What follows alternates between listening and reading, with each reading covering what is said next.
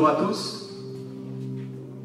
Je vous invite à prendre vos Bibles, à prendre un stylo, une feuille, ou sinon à noter dans vos bloc-notes, car le thème de l'enseignement d'aujourd'hui s'intitule « 10 raisons pour lesquelles tout croyant doit parler en langue ». Je répète, le thème de l'enseignement d'aujourd'hui s'intitule « 10 raisons pour lesquelles tout croyant doit parler en langue ».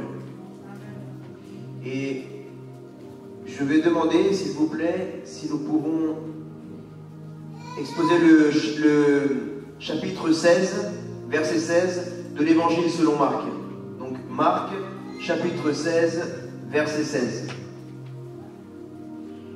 La première raison pour laquelle un chrétien doit parler en langue, c'est que le parler en langue est une promesse faite à tout croyant, à tous les chrétiens. Alléluia. Ce n'est pas une promesse qui concerne juste les pasteurs. Le parler en langue n'est pas une promesse qui concerne juste les apôtres, les prophètes, les évangélistes ou les enseignants, ni qui concerne uniquement les diacres ou bien certaines personnes choisies. Non, c'est un cadeau qui a été offert à tout croyant, à tout enfant de Dieu. Donc dans Marc chapitre 16, verset 16 au 17, il est écrit « Celui qui croira et qui sera baptisé sera sauvé, mais celui qui ne croira pas sera condamné. Voici les miracles qui accompagneront ceux qui auront cru. En mon nom, ils chasseront les démons, ils parleront de nouvelles langues. » Alléluia. Je veux savoir ici, qui a été baptisé? Vous avez été baptisé au nom du Père, du Fils, du Saint-Esprit, au nom de Jésus-Christ. Vous vous considérez des disciples de Jésus? Levez la main, gardez la main levée si vous vous considérez des disciples du Seigneur Jésus-Christ. En tant qu'enfant de Dieu, sachez que le parler en langue est votre héritage. Le parler en langue, ils parleront de nouvelles langues. Ceci est une promesse que nous avons reçue de Dieu notre Père au nom du Seigneur Jésus-Christ. Alléluia. Donc, le Seigneur Jésus-Christ a enseigné ses apôtres avant de monter à la droite de Dieu le Père, et il leur a dit que cela, le parler en langue, guérir les malades et chasser les démons, était une autorité que Jésus leur donnait parce que tout pouvoir lui avait été donné dans les cieux et sur la terre. Amen. La deuxième raison, c'est que parler en langue vous aide à prier selon la volonté de Dieu. Romains chapitre 8, verset 26.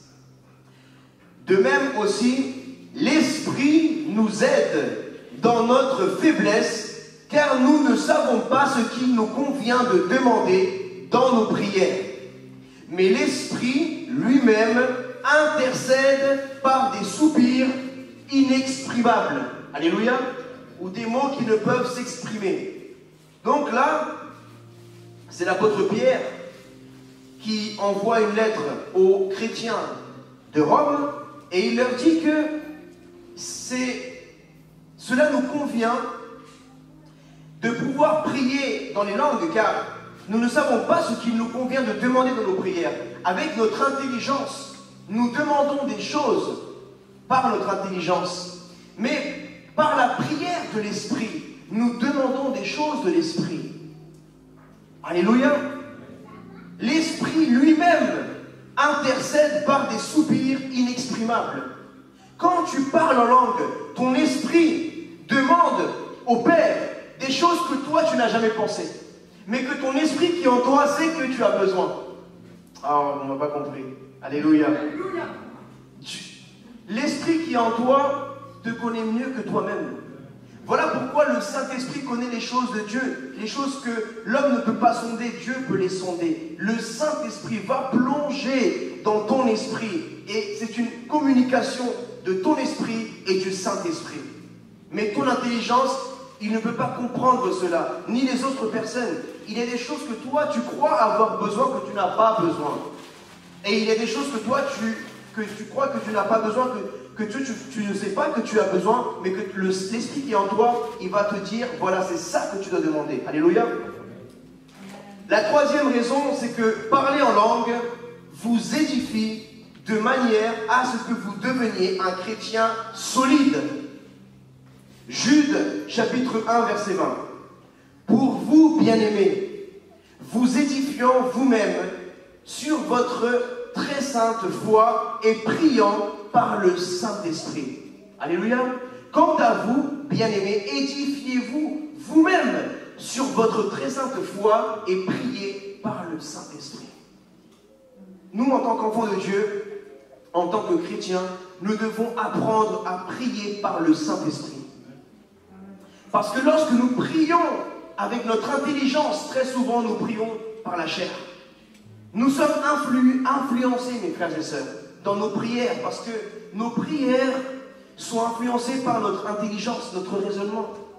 Et notre raisonnement et notre intelligence humaine est influencée par tout ce qui rentre par nos yeux et ce qui rentre par nos oreilles, ce que nous entendons de la société dans laquelle nous vivons et par la télé et par Internet.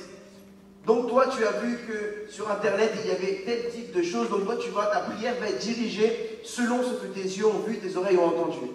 Mais quand tu pries par le Saint-Esprit, l'Esprit de Dieu n'est pas influencé par les choses de ce monde. Alléluia. Donc, le Saint-Esprit est pur. Il est pur. Il voit les choses d'en haut que tes yeux n'ont jamais vues. Et si toi, tu permets à ton esprit de communier avec le Saint-Esprit par le parler en langue, tu iras à un autre niveau de prière. La quatrième raison, c'est que parler en langue, c'est parler à Dieu directement dans une langue que lui seul comprend. 1 Corinthiens, chapitre 14, verset 2. En effet, celui qui parle en langue ne parle pas aux hommes, mais à Dieu. Vous ne vous parlez pas entre vous en parlant en langue spirituelle, non. Vous vous parlez avec votre intelligence. Avant de sortir un mot de votre bouche, vous le raisonnez, vous réfléchissez avant de dire ce que vous allez dire, n'est-ce pas? Mais quand vous parlez en langue à Dieu, vous n'êtes pas en train de raisonner ni de réfléchir avec votre intelligence naturelle, mais c'est votre esprit qui parle directement à l'Esprit Saint de Dieu. C'est magnifique. C'est un langage, c'est une langue que nous ne pouvons pas apprendre avec notre intelligence. Messieurs, dames, mes frères et sœurs, est-ce que je suis habitué, après je suis dans le métro, excusez-moi. Vous savez que même si vous le vouliez, vous ne pouvez pas, il n'y a pas un livre qui dit, voilà, quand tu vas dire des choses, tu dis ça veut dire ça.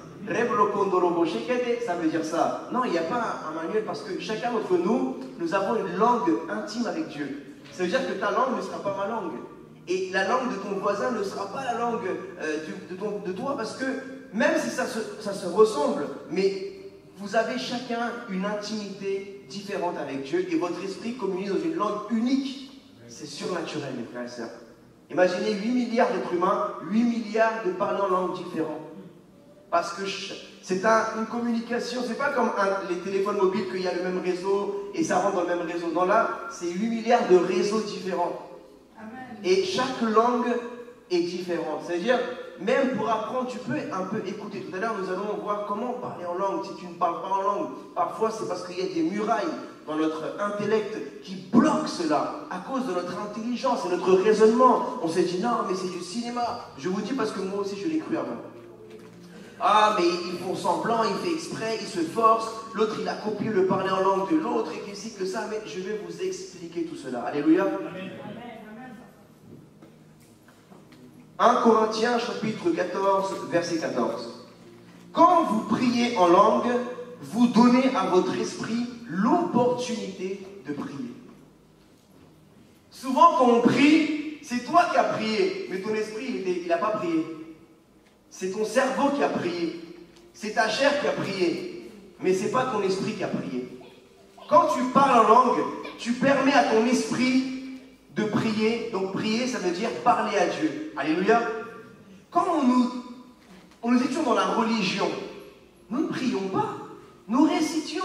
Quand certains étaient musulmans, vous faisiez les répétitions des prières, même catholiques, répétitions de prières. Là, l'Esprit de Dieu ne parlait pas avec Dieu. Là, c'était des récits qu'on apprenait par cœur, avec notre intelligence, notre mémoire.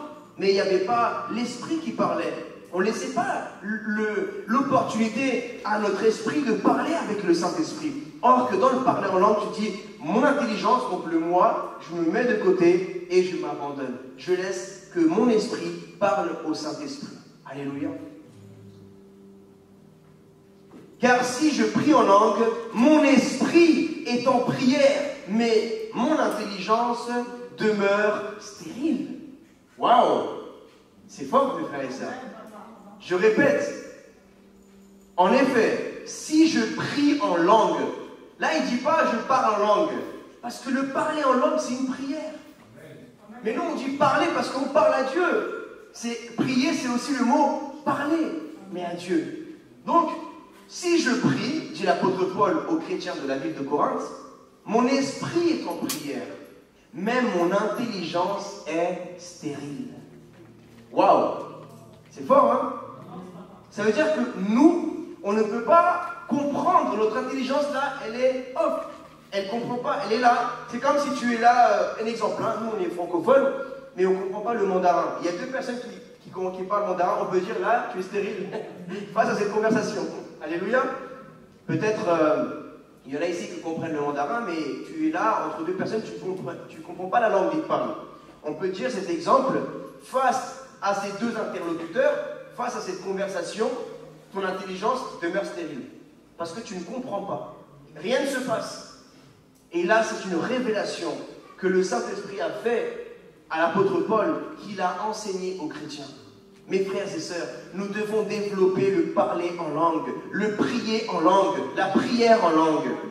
Nous ne l'avons pas trop développé dans nos églises, mais nous devons le désirer. Comme le baptême du Saint-Esprit se désire, comme vous devez aspirer au meilleur don, vous devez le désirer. Et bien de la même façon, nous devons désirer prier en langue. Mes frères et sœurs, la Bible dit que celui qui fait de l'Éternel ses délices, il lui donnera ce que son cœur désire. Si tu fais de l'Éternel tes délices, et dans ton cœur tu désires le parler en langue, tu désires le baptême du Saint-Esprit, le Seigneur te donnera ce que ton cœur désire. Ça fait peut-être des années, des mois que tu es là, tu vois les gens parler en langue, mais toi, tu te sens mal, parce que tu te dis, j'aimerais tellement parler en langue, j'aimerais tellement pouvoir m'épanouir dans le parler en langue, mais je n'arrive pas. Pourquoi? Parce que parfois on a trop des murailles dans notre tête, dans notre intelligence, et ça nous empêche. Et par X ou Y raison, tu n'es pas encore rentré dans cette dimension, mais tu dois t'efforcer. Parce que comme j'aime si bien le dire, c'est en forgeant qu'on devient forgeron. Si tu ne t'entraînes pas au parler en langue tout seul chez toi, tu ne vas pas réussir. Parce qu'il faut que tu t'entraînes dans ton intimité. Amen. Tout est une question d'intimité. Alléluia. Je vais vous donner une révélation vraiment qui est spirituelle. Pour qu'il y ait la vie humaine, pour qu'il y ait la naissance, il faut une intimité entre l'époux et son épouse. Alléluia. Sans intimité, il n'y a pas de naissance. Pour que même le Seigneur Jésus-Christ puisse venir au monde, le Saint-Esprit de Dieu est venu s'unir à l'Esprit de Marie. Et c'est là où est né Jésus-Christ, le Fils de Dieu. Amen. Si tu n'as pas d'intimité avec le Saint-Esprit, il ne pourra pas naître le parler en langue. Tu dois avoir une grande intimité, parce que c'est de l'intimité que viennent les naissances. Tu dois t'enfermer dans ta chambre et tu dois développer une intimité profonde avec le Saint-Esprit dans le prier en langue. Tu t'entraînes, tu le cherches. Alléluia. Un homme et une femme, un époux et une épouse, sous l'alliance du mariage et la bénédiction de Dieu, qui désirent dans leur cœur avoir un enfant, ils le désirent. Amen. Ils le désirent tous deux. Ils se mettent d'accord. Nous, dans le parler en langue, le Saint-Esprit s'est mis d'accord, mais peut-être toi, tu n'es pas encore là. Tu n'es pas encore mis d'accord. Ton esprit, tu ne l'as pas encore désiré. Donc, il ne veut pas te donner quelque chose que toi, tu ne l'as pas encore désiré. Mais si tu le désires en ton cœur, le Saint-Esprit, il veut déjà que tu puisses communier avec lui dans le prier en langue. Et si tu le désires, et si tu le cherches, et tu mets tout en action, tu vas parler en langue. Et tu vas prier en langue. Et tu vas t'épanouir dans le prier en langue. Alléluia. À un tel point où moi j'ai déjà vécu où le temps, pour moi, il n'y a plus de temps. Je n'ai plus la notion du temps. Je n'ai plus la notion que ça fait 10 minutes, 20 minutes, 1 heure. Tu rentres et tu oublies le temps. Tu ne penses plus, tu mets de côté toutes tes responsabilités, ce que tu dois faire, et tu rentres dans le temps éternel de l'éternel. Amen. Tu rentres dans l'esprit. Notre esprit est déjà assis en Christ dans les lieux très hauts. La Bible dit, nous sommes assis en Christ dans les lieux très hauts. Ton corps est là. Mais quand ton esprit est uni au Saint-Esprit, et il est en haut et en bas, alors ton esprit est déjà en haut aussi, et il est là en toi. Ce sont des mystères, mes frères et sœurs. Mais je vous invite vraiment à développer cette intimité avec le Saint-Esprit. 1 Corinthiens chapitre 2 verset 11. 6e raison. Quand vous priez en langue, votre esprit prie mieux au sujet de choses qui vous concernent. Votre esprit, plus qu'aucune autre partie de votre être, connaît des choses plus profondes sur vous. En effet, qui parmi les hommes connaît les pensées de l'homme, si ce n'est l'esprit de l'homme? Qui est en lui? De même, personne ne peut connaître les pensées de Dieu si ce n'est l'Esprit de Dieu. Et c'est par la communion du parler en langue que tu vas atteindre des révélations, que tu vas atteindre des connaissances, des mystères cachés. Mais tu vas les atteindre par l'Esprit, par la prière de l'Esprit. Amen. Parce que quand Dieu te parle, tu rateras des choses si tu n'es pas en train de communier dans l'esprit. Parce que si tu parles à Dieu avec l'intelligence, sache qu'il y a des choses, l'évangile ne se comprend pas avec l'intelligence. Sinon, les musulmans et les athées seraient déjà tous chrétiens. Parce qu'ils sont très intelligents. Et parfois, ils ont même plus de connaissances que nous, les chrétiens. Eux, ils apprennent beaucoup, ils ont une grande connaissance. Mais l'évangile n'est pas une connaissance, c'est une révélation. C'est un mystère qui a été donné. Voilà pourquoi Dieu a choisi de faire que l'évangile ne soit pas une connaissance mais une révélation pour humilier les sages ou bien ceux qui se croient sages dans ce monde. Et le parler en langue est le moyen de recevoir des mystères cachés que tu ne recevras jamais si tu ne rentres pas dans le parler en langue. Il y a des niveaux prophétiques que même un prophète, s'il ne rentre pas dans le parler en langue, il ne pourra jamais atteindre. Il n'y a que dans le parler en langue que Dieu te révélera certaines prophéties. Il n'y a que dans le parler en langue. Moi, quand je lis ma Bible, je parle en langue. Et il y a des révélations que je comprends que quand je ne parle pas en langue, je ne comprends pas. C'est incroyable. Tu lis un passage biblique et tu essaies de le comprendre par ton intelligence. Tu ne le comprends pas. Tu arrives à un niveau, tu comprends, oh ok, je comprends ça. Mais quand tu es dans un esprit de prière en langue, et tu lis, mais à la fois ton esprit parle et communie avec le Saint-Esprit t'ouvre les yeux spirituels pour comprendre la pensée de Dieu dans ce passage. Amen. Gloire au Seigneur. Amen. Parfois, il se peut que nous ne comprenions pas ce que nous vivions. Par exemple, votre situation actuelle, votre difficulté financière, votre maladie, votre problème sentimental dans le mariage ou dans le couple. Il y a des choses que vous ne comprenez pas. Il y a des choses que vous dites, mais je ne comprends pas pourquoi ça ne marche pas ça. Je ne comprends pas pourquoi elle ne guérit pas ou il ne guérit pas. Je ne comprends pas pourquoi mon mari ou pourquoi ma femme, il y a des choses que je ne comprends pas. Eh bien, si tu te mets dans un niveau de parler en langue, le Saint-Esprit va te révéler qu'est-ce qui se passe. Il est possible, mes frères et sœurs, que nous rentrions dans cette dimension de l'Esprit. Amen. Il se peut que nous ne comprenions pas ce que nous vivons. Et par conséquent, nous ne pouvons pas prier de manière significative dans notre langue normale.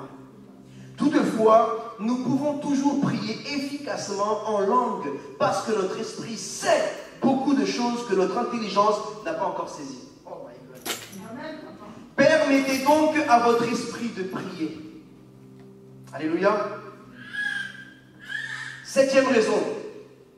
Parler en langue vous permet de prier plus longtemps. Parce que, je prends dans 1 Corinthiens chapitre 14, verset 14. Vous n'êtes pas limité au niveau de la langue, du vocabulaire ou de la manière de vous exprimer. Ainsi, vous pouvez prier longtemps, dans le parler en langue, bien sûr.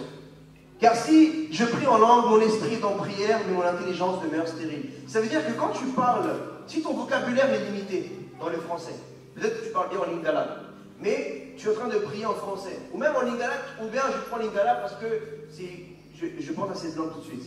Imaginez, vous avez étudié cette langue à l'école, mais vous avez un certain niveau de cette connaissance de cette langue, mais qui est limité. Il y a des mots que vous n'arrivez pas à mettre une image, mais vous voyez ce que vous voyez dans l'esprit, mais vous n'arrivez pas à mettre un mot. Comme parfois ça vous arrive de parler, mais tu dis, ah, je perds mes mots, parce que tu vois la chose dans ton esprit, mais tu n'arrives pas à mettre un mot dans ce que ton esprit voit. Alléluia. Et au bout d'un moment, ton vocabulaire sera limité et tu auras l'impression que tu as des prières répétitives. Tu auras l'impression que tu te répètes au bout d'une heure. Au bout de 10 minutes, bon, tu as le temps de dire des mots différents. Mais si tu pries pendant 1 heure, au bout d'une heure, tu vas répéter certaines choses peut-être. Tu vas déjà prier pour ta famille, pour l'école, pour l'étude, pour tes enfants, pour ta grand-mère, pour le perroquet. Tu vas prier pour tout, l'église, pour tout. Mais au bout d'un moment, tu auras prié pour tout. Et ton intelligence sera saturée. Tu te dis, mais c'est bon, j'ai fait la liste. Enfin, j'ai prié pour ma femme, mon mari, mes enfants, mes parents. C'est bon, j'ai prié pour la santé. C'est bon, j'ai prié pour l'église, pour H24, pour l'orphelinat. C'est bon, j'ai prié pour mon ministère. C'est bon, j'ai prié... Et tu auras tout fait. Donc, ton intelligence, elle a une limite. Ta prière humaine, elle a une limite. Mais dans l'esprit, ton vocabulaire n'a pas de limite. Dans l'esprit, il n'y a pas de mots limités, il n'y a pas de phrases limitées, il n'y a pas de limite dans ta communion avec Dieu. Il n'y a pas de limite dans ta prière et ton niveau d'intensité. Alléluia. C'est ça qui est surnaturel dans la prière en langue. C'est que tu oublies le temps, tu ne penses plus au temps. Imaginez que Dieu arrive à oublier nos péchés. C'est-à-dire, et Dieu se souvient d'Abraham. Et Dieu se souvient de son alliance avec Noé. Et Dieu se souvient. Ça veut dire que Dieu, il décide aussi de mettre de côté parce que Dieu aussi, il est dans l'esprit. Il est lui-même esprit. Amen.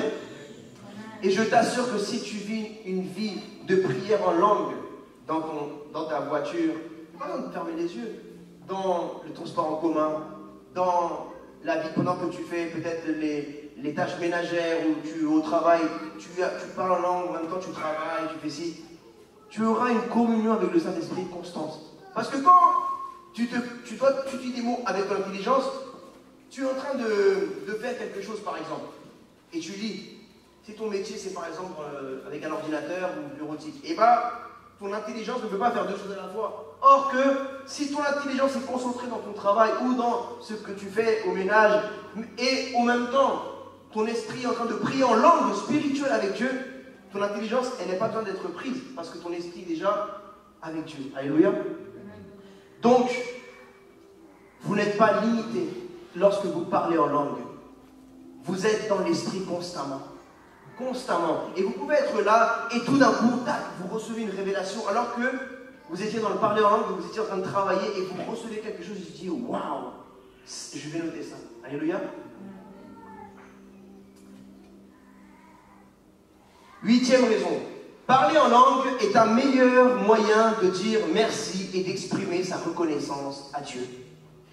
Autrement, verset 16, chapitre 14, si tu rends grâce par l'Esprit, comment celui qui est dans les rangs de l'homme du peuple répondra-t-il Amen à ton action de grâce, puisqu'il ne sait pas ce que tu dis? Tu rends, il est vrai, d'excellentes actions de grâce. Verset 17. Alléluia. Certes, tu prononces une belle prière de reconnaissance, mais l'autre n'est pas édifié. Verset 18. Je remercie mon Dieu de ce que je parle en langue plus que vous tous. Et pourtant, l'apôtre Paul, il avait plus de vocabulaire. Il parlait plusieurs langues. Il parlait en grec, il parlait romain, il parlait l'araméen, il parlait l'hébreu, parce que à l'époque c'était l'araméen, il parlait plusieurs langues. Et il aurait pu dire, moi je parle à Dieu en grec, en romain, je parle à Dieu en araméen, en hébreu. Mais il disait, et je remercie. Ça veut dire que pour lui c'était un cadeau. Il était reconnaissant. L'homme qui avait plus de connaissances théologiques, même les pharisiens qui étaient en face de lui, même tous les apôtres, celui qui avait plus de connaissances, c'était l'apôtre Paul. Mais le parler en langue aujourd'hui est méprisé. Pourquoi? Parce qu'aujourd'hui, nous avons le culte de l'intellectualisme. C'est vrai. Ça vient de Grèce. C'est le culte de quelqu'un qui est plus intellectuel, il est plus valorisé. Vous n'avez pas remarqué ça? Quelqu'un qui a plus de connaissances, et on le valorise plus, on veut plus être avec. Pourquoi? Parce qu'il y a le culte, c'est un culte de l'intellect humain. Et voilà, c'est le culte de ce monde aujourd'hui. Aujourd'hui, on veut acquérir plus de connaissances, et on cherche la connaissance de l'homme et des hommes. Mais on méprise la connaissance de Dieu. Pourquoi? Parce que c'est une révélation qui est simple, mais qui est puissante. Amen. Et l'apôtre Paul lui-même, alors qu'il avait la connaissance de la Torah, du Tanakh, alors qu'il avait la connaissance même, il savait beaucoup de choses sur d'autres dieux, divinités, il est parti lui-même en Grèce, à Athènes, et il a pu parler aux philosophes grecs, et ils l'ont laissé parler. Ça veut dire que les philosophes grecs ont remarqué que l'apôtre Paul avait une certaine élocution et un certain niveau de connaissance. Et ils ont dit, non, lui là, il est calé, il peut nous dire un discours, vas-y Paul. Mais Paul, il a commencé à leur donner la révélation de l'évangile. Mais certains ont méprisé, mais certains ont reconnu que c'était une grande intelligence. Vous savez, mes frères et sœurs, l'évangile, pour suivre Jésus-Christ, il faut mettre, comme disait l'apôtre Paul, son intelligence à la poubelle.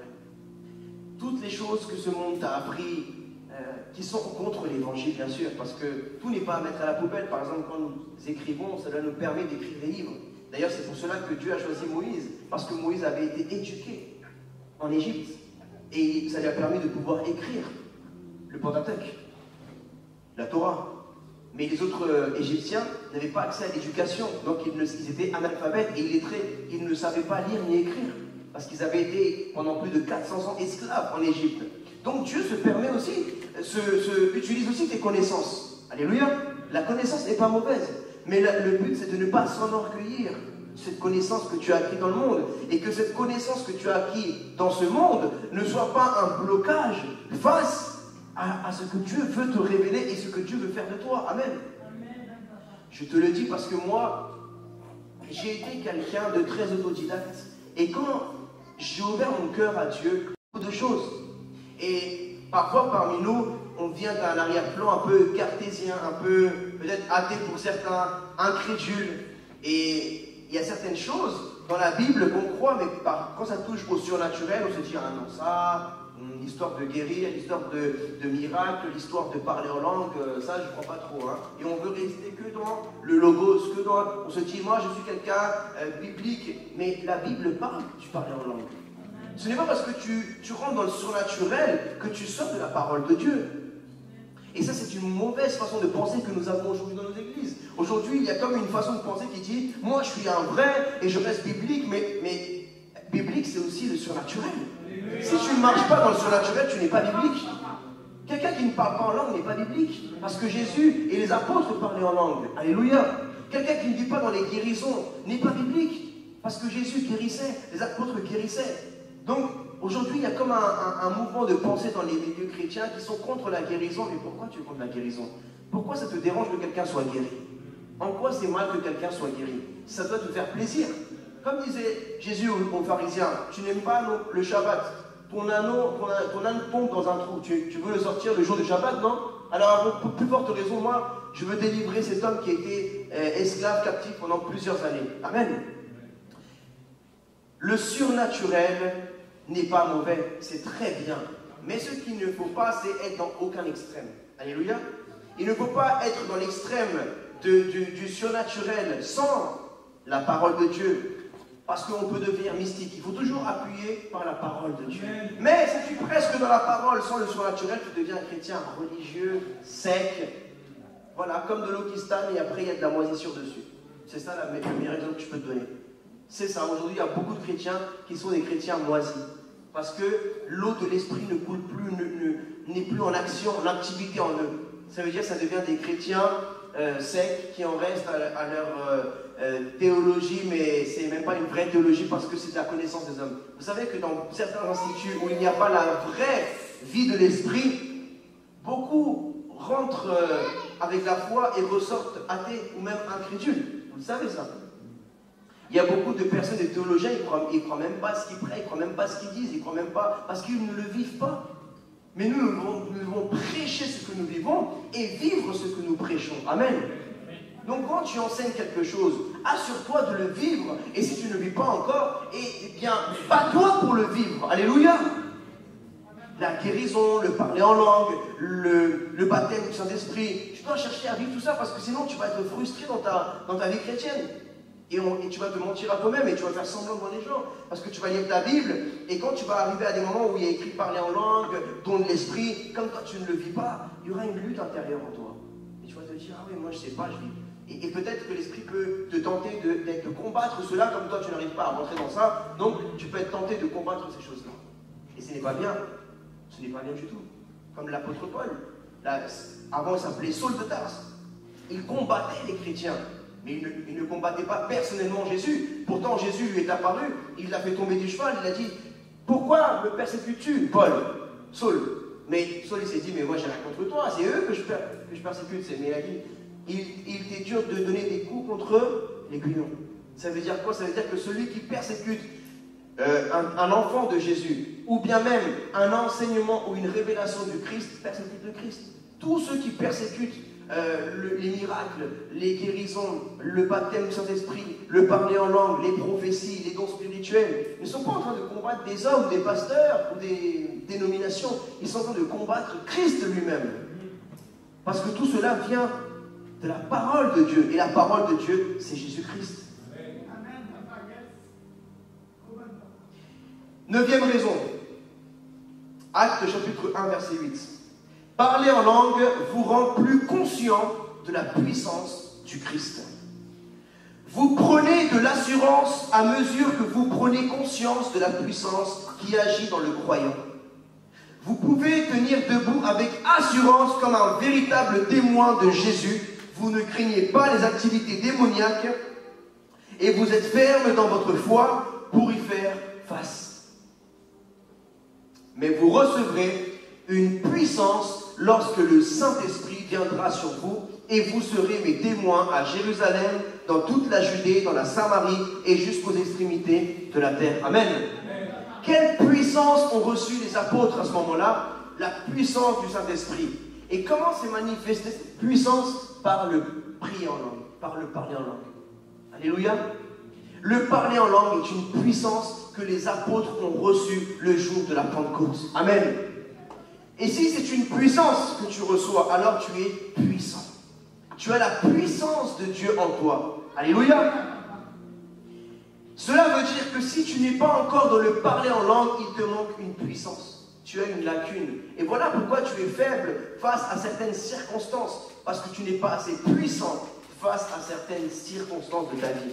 Face à certains esprits, tu es impuissant. Parce que tu n'as pas la puissance du parler en langue. Acclame le Seigneur Jésus-Christ.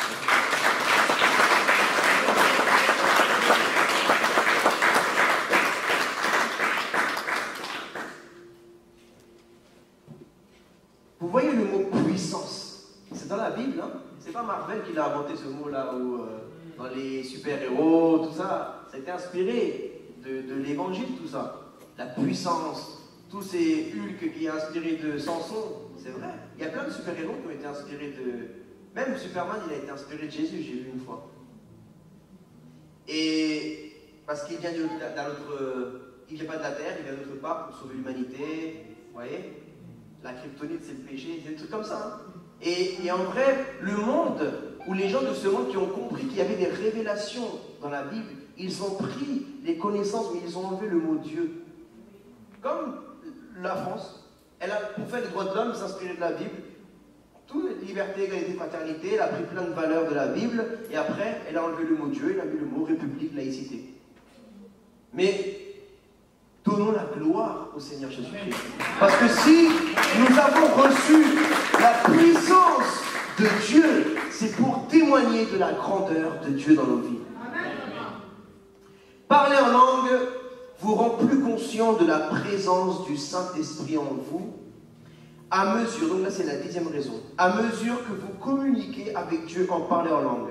Le Saint-Esprit est en nous pour nous aider, être plus conscient de sa présence, vous aide à développer une relation personnelle avec lui et à lui permettre de s'impliquer dans votre vie, d'y contribuer et d'y influencer. Jean chapitre 14, verset 16. Jésus a parlé et a dit « Et moi, je prierai le Père et il vous donnera un autre consolateur, afin qu'il demeure éternellement avec vous, l'Esprit de vérité que le monde ne peut recevoir, parce qu'il ne le voit pas et ne le connaît pas. Mais vous, vous le connaissez, car il demeure avec vous et il sera en vous. » C'est le Saint-Esprit, c'est la personne du Saint-Esprit, c'est Dieu. Alléluia.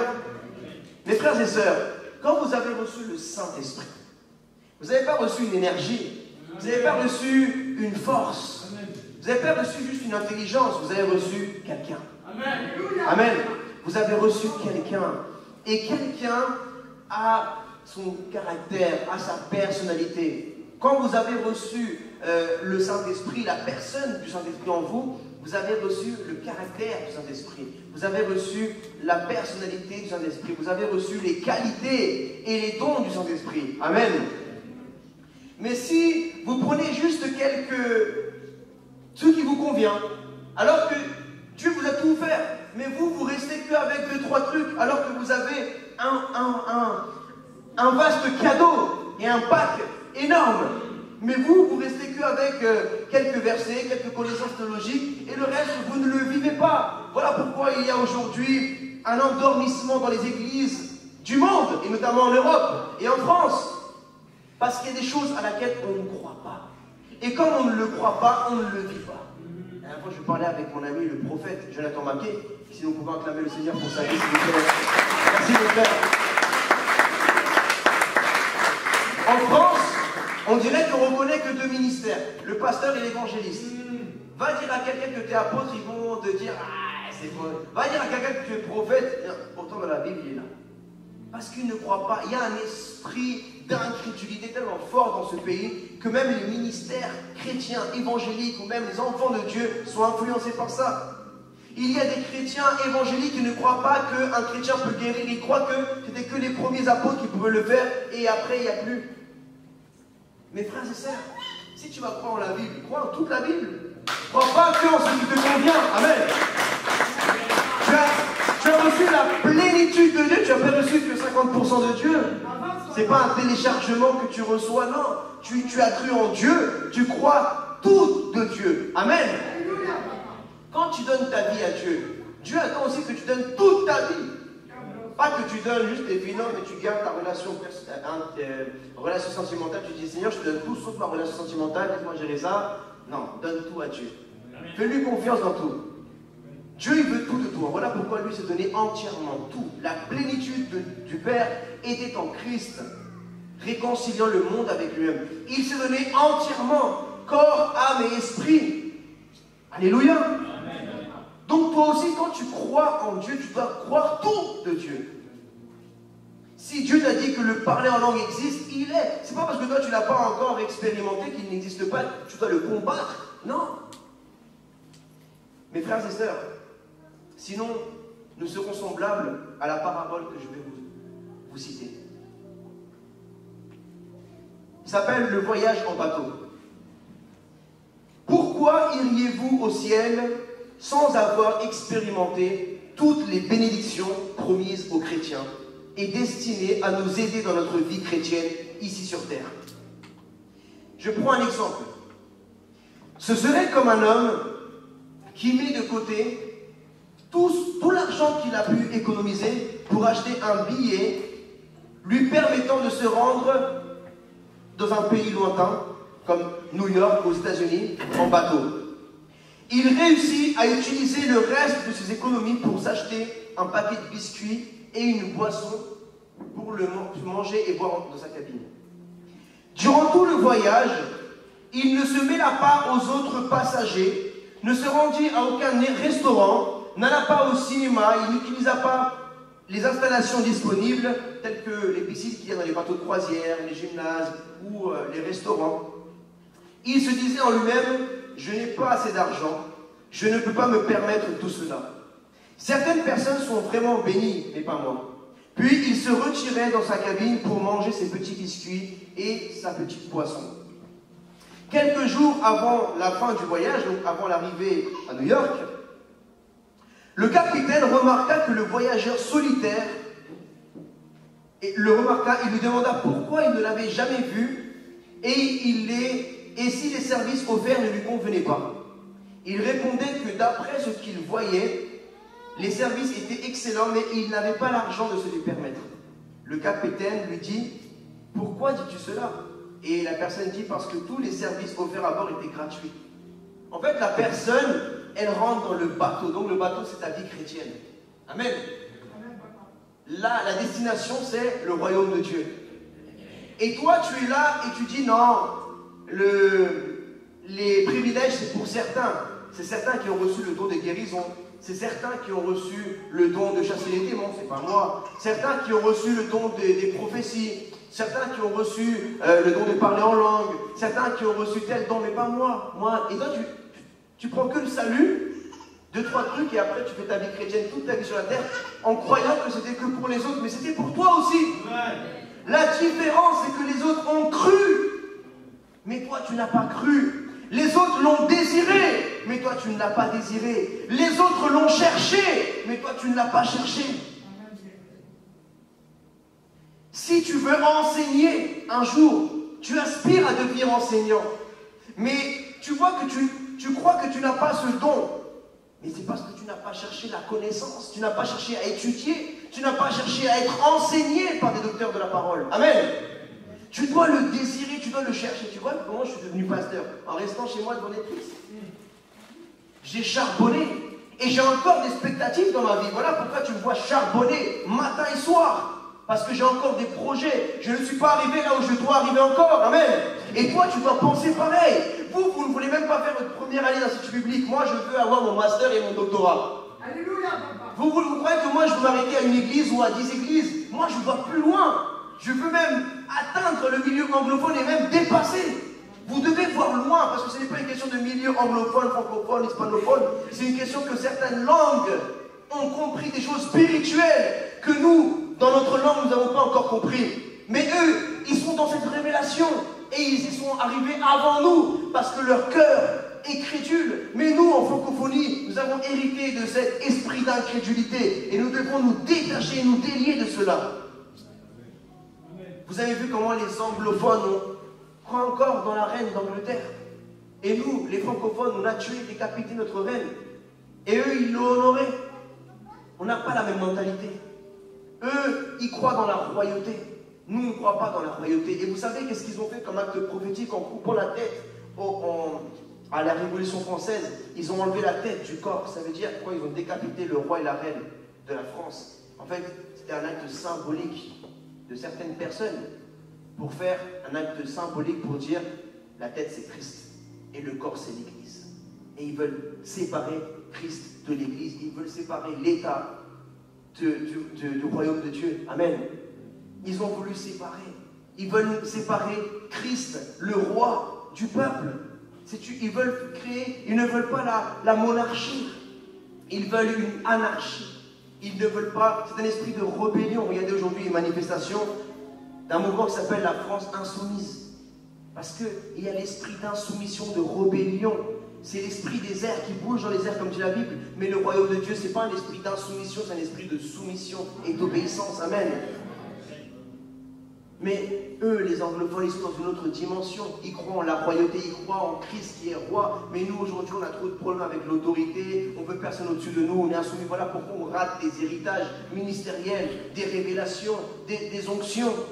Parce que nous sommes des personnes rebelles. Ministériellement, Aujourd'hui, il y a encore des chrétiens qui croient qu'il n'y a pas de pasteur qui existe. Non, c'est que Jésus mon pasteur, il n'y a pas de pasteur, il n'y a pas d'église, c'est que la rue mon église. Ah bon, bah dors dehors alors s'il n'y a pas de toit, il n'y a pas de bâtiment. Pourquoi tu dis que l'église c'est un bâtiment? Donc un foyer c'est une famille, non? C'est pas le bâtiment qui font la maison. Mais pourquoi on dort dans des maisons physiques? Parce qu'il faut quand même une maison pour que le foyer et la famille existent, non? Puissent s'abriter. L'église doit aussi s'abriter. Il faut qu'il y ait un toit pour le froid, pour la pluie, tout ça. Alléluia. Moi-même qui croit que l'église aussi doit être dehors, mais il y a un temps pour que l'église soit dehors, mais il y a un temps pour l'enseignement aussi. Amen. Mes frères et sœurs, nous devons croire comme des enfants. Jésus a dit, laissez que les enfants viennent à moi. Laissez que les enfants viennent à moi. Mais il ne parlait pas que des enfants physiques. Il disait, laissez ceux qui sont dans le corps du Christ, qui veulent être comme des enfants, laissez eux qui viennent à moi. Ceux qui veulent croire comme des enfants. Moi, j'ai décidé d'être un enfant dans ma façon de croire en Dieu et à Dieu. Amen. Voilà pourquoi j'ai réussi des choses que des personnes de ma génération n'ont pas réussi. Parce qu'il y a des moments où j'ai dû m'humilier comme un enfant. Il y a des moments où j'ai dû pardonner comme un enfant. Où j'ai décidé de ne pas me venger comme un enfant. J'ai dû oublier certaines choses mauvaises, méchantes qu'on m'a fait. Il y a la méchanceté non seulement, mais tu dois agir comme un enfant. Amen. Tu dois être comme un enfant. Sinon, tu ne pourras pas arriver là où Dieu veut t'emmener. Jésus à la croix, il a parlé comme un enfant. Mon Dieu, pardonne-les, car ils ne savent pas ce qu'ils font. C'est pas un enfant qui parle comme ça? Alléluia. Donc, mes frères et sœurs, vous voulez avoir un grand ministère, vous voulez être des revivalistes, des hommes de réveil, des femmes de réveil.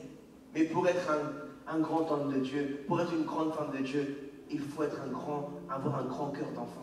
Enfant de Dieu, innocent. Retrouve ton innocence que le diable t'a volé à travers toutes les souffrances que tu as vécues dans ta vie, à travers toutes ces choses qu'aujourd'hui tu appelles expérience. Mais parfois il faut oublier son expérience, parce que si tu agis que ton expérience, tu fais confiance à ton expérience, mais pas à l'expérience de Dieu, pas à la parole de Dieu. Et parfois, moi, Dieu, pas qu'à moi, mais même à d'autres personnes, des serviteurs et des servantes de Dieu, Dieu leur a fait faire des choses qui n'étaient pas logiques selon leur expérience. Alléluia. Ne te base pas sur ton intelligence. Base-toi sur le Saint-Esprit, sur ce que Dieu te dit de faire. Amen. Il y a des gens qui sont venus à cette église parce que, mes frères et sœurs, on se réunit à 17h30 les cultes. Vous croyez que mon intelligence ne me dit pas d'avoir pris une église plus tôt? Mais nous avons prié ensemble et le Saint-Esprit nous a guidés dans ce local-là. Et bien je vous dis quelque chose que vous ne saviez même pas. Il y a des gens qui travaillent le dimanche qui viennent à cette église-là parce qu'ils ne peuvent aller à aucune autre église dans Paris parce qu'ils travaillent la journée, mais le soir ils peuvent venir ici. Amen. Alléluia. Et je prends l'exemple de notre sœur Aurore, qui travaille la journée mais qui ne pouvait aller dans aucune église le dimanche. Mais elle est venue à Jésus mon refuge parce que c'était la seule église qui était ouverte à cette heure-ci. Gloire à Jésus. Amen. Donc si, il y en a d'autres parmi vous, et si je n'aurais pas écouté le Saint-Esprit de Dieu, j'aurais agi par mon intelligence, alors il y aura certains parmi vous qui ne seraient jamais venus à l'église, parce que vous ne pouviez pas, selon la distance, selon le travail, selon X ou Y raison. Amen. Mais je prends cet exemple-là, mais il y a des choses que Dieu va vous demander de faire, c'est illogique, mais c'est la logique de Dieu. Amen. Est-ce que c'était logique d'aller mourir dans une croix pour une humanité pervertie qui rejette le Messie? Ce n'était pas logique. Mais c'était l'amour de Dieu et la volonté de Dieu, parce que Dieu avait choisi de sauver le monde par la folie de la prédication. Et des choses que Dieu va te demander de faire, c'est illogique, mais l'amour n'est pas logique. Amen. Mes frères et sœurs, je vais vous demander de vous lever, s'il vous plaît. Je vais appeler le groupe de louanges. Et je vais terminer avec cela. Vous savez, si vous voulez apprendre à parler une langue, qu'est-ce qu'il faut faire? Bon, moi je ne suis pas quelqu'un qui enseigne les langues, mais j'ai essayé d'apprendre l'anglais, ça fait des années. Mais pourquoi je n'ai pas encore entièrement réussi, bien que j'ai des bases? Parce que je ne l'ai pas désiré suffisamment. Parce que je ne l'ai pas assez cherché. Je ne me suis pas assez discipliné. J'arrive à me présenter. J'arrive à commencer une conversation, mais à des moments, les mots me manquent. Alléluia, comme parfois parmi vous, certains c'est le français. Mais comment ils te disent? Ils te disent, va en immersion. C'est-à-dire, entoure-toi de personnes qui parlent la langue que tu vas apprendre. Amen. Donc je voudrais vous donner le même conseil à vous, frères et sœurs. si tu veux apprendre à prier en langue et à parler en langue, entoure-toi de chrétiens et chrétiennes qui parlent déjà bien en langue, mais qui parlent bien. Parce que si tu veux apprendre l'anglais, un exemple, mais tu t'entraînes des gens, entoure des gens qui ne maîtrisent pas bien l'anglais, ils parlent un anglais bizarre. Et tu vas voir leur accent. Alléluia alors. C'est comme l'anglais par exemple. Si tu apprends l'anglais en Angleterre, tu auras l'accent anglophone de l'Angleterre. Mais l'accent de l'Angleterre n'est pas le même accent des Américains. Et l'accent des Américains n'est pas le même que celui des Indiens. Et l'accent des Indiens n'est pas le même que celui des Nigérians et des Afriques du Sud et des Ghanéens, ni celui des Australiens. Donc votre accent, bien sûr que ça va ressembler. Le parler en langue, c'est pas quelque chose qu'il faut raisonner. Ah oui, mais tu copies. Non, c'est parce que dans chaque église, il y a un accent. Il y a un accent de parler en langue parce qu'on est une famille. Et bien sûr que ça se ressemble parce que notre oreille est habituée aussi au parler en langue et on commence. Et après, on développe notre propre parler en langue. Alléluia.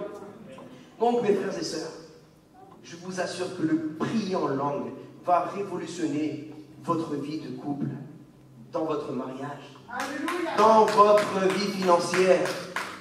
Posez votre entreprise, posez votre métier et commencez à prier en langue. Priez pour votre femme, votre mari en langue. Priez pour vos enfants, priez pour vos familles. Mais pas avec vous simplement vous ciblez dans votre esprit la personne, la situation, la maladie, le domaine de votre vie, l'église, et vous commencez à prier en langue. Et c'est ce qu'on va faire. Alléluia. Nous allons ensemble prier pour la conversion des membres de notre famille. Amen.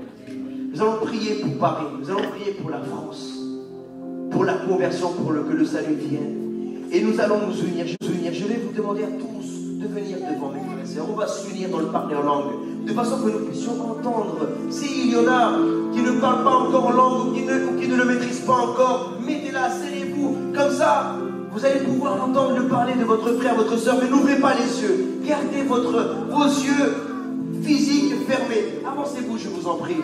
Avancez-vous. Fermez vos yeux naturels et ouvrez vos yeux spirituels.